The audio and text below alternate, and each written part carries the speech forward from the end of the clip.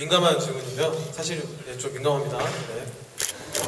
네, 나왔죠. 네, 대선에 출마하실 의향이 있으신가요? 라는 질문이 이게 들어왔어요. 1800여 명의 신청자분들이 가장 많이 적어주신 질문 중에 하나입니다. 그래서 네, 왜 제가 뚫리죠? 그래요. 저 지금 어떻게 해야 될지 모르겠네요. 기자분들 기왕 사진 찍으실 거면 좀 각도 잘 나오게 찍어주세요. 살짝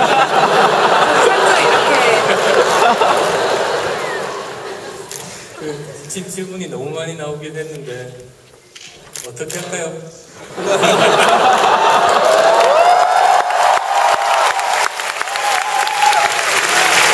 근데 사실 개인적으로 생각해 볼 때 이런 건 있어요.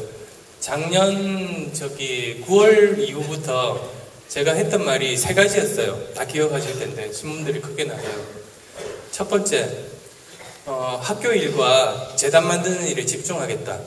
두 번째, 총선 출마하지 않겠다. 세 번째, 제가 정치 참여하고 안 하고는 문제의 본질은 아니다. 그 말 그대로 했거든요. 그리고 그 이외에는 거의 다 상상과 이렇게 만든 거지 제가 한 말은 아니에요. 저는 지난 9월부터 제가 했던 말 그대로 다 지켰어요. 했던 말 그대로.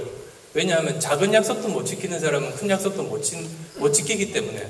왜 큰 약속 때문에 작은 약속 포기한다고도 하는데 저는 안 그래요. 그런 사람도 아니고요. 그래서 사실은 제가 지금까지 살아오면서 50년 살았는데요. 그게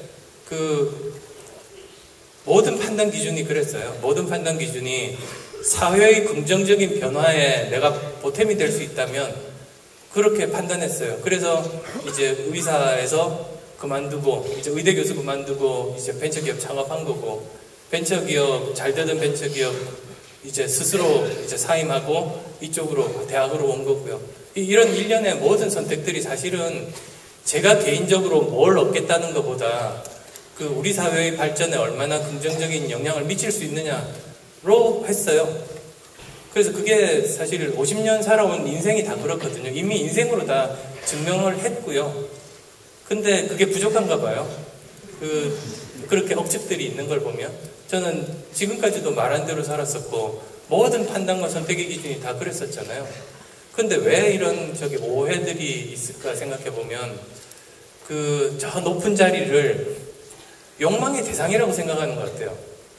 그래서 저 높은 자리는 이게 욕망의 대상이 아니고 희생의 자리잖아요, 사실은. 굉장히 엄중한 자리인데, 그걸 아마 너무나 하고 싶을 거야 라고 지레짐작하고, 그런 것 같아요. 근데 그게 사람이 50년 동안 이렇게 일관되게 꾸준하게 살았는데, 그게 반년 만에 사람 생각이 바뀌겠습니까? 저 절대 그런 사람 아니거든요.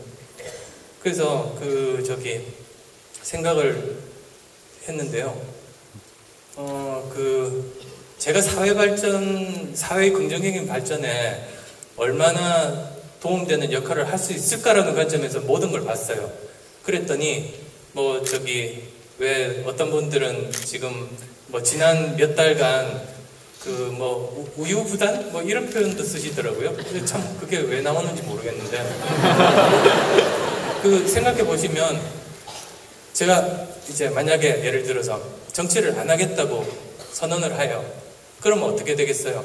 그동안 긴장했던 양당들 정치하시는 분들이 긴장을 풀고 다시 옛날로 돌아갈 거잖아요.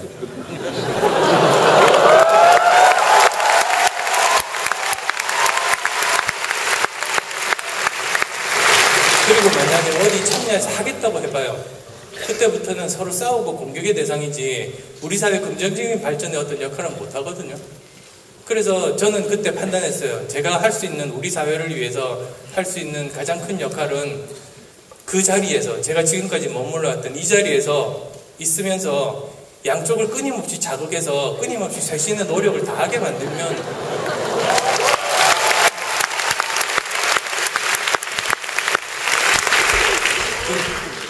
그래서 저는 무슨 지지율이 낮아지니까 무슨 액션을 해야 되지 않냐, 천만의 말씀.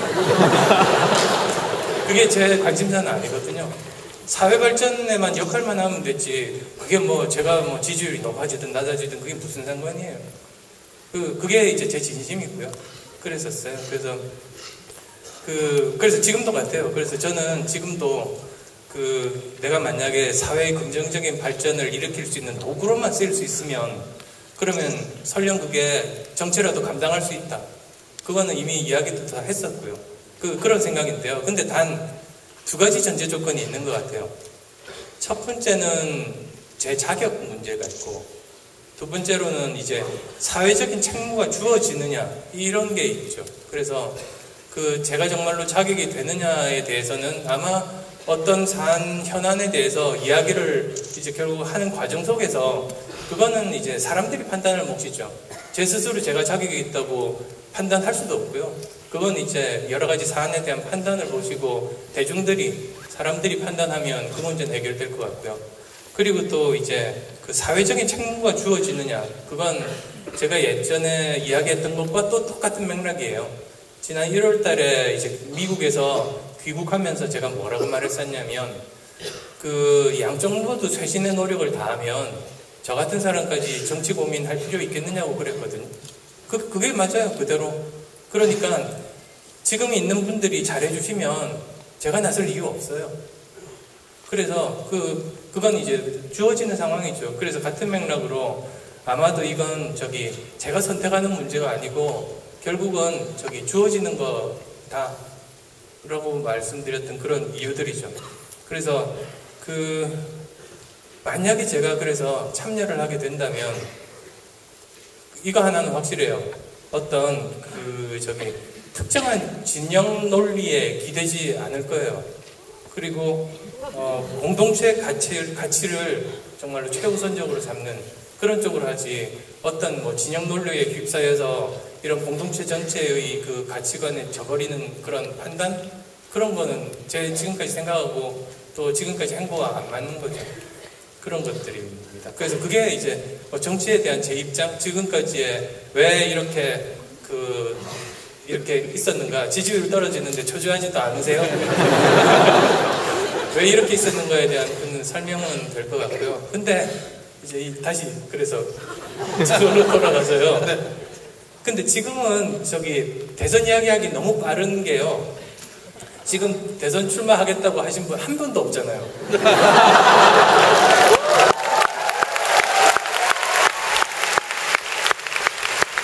그래서 왜 저한테만 묻는지 저는 알 수가 없어요.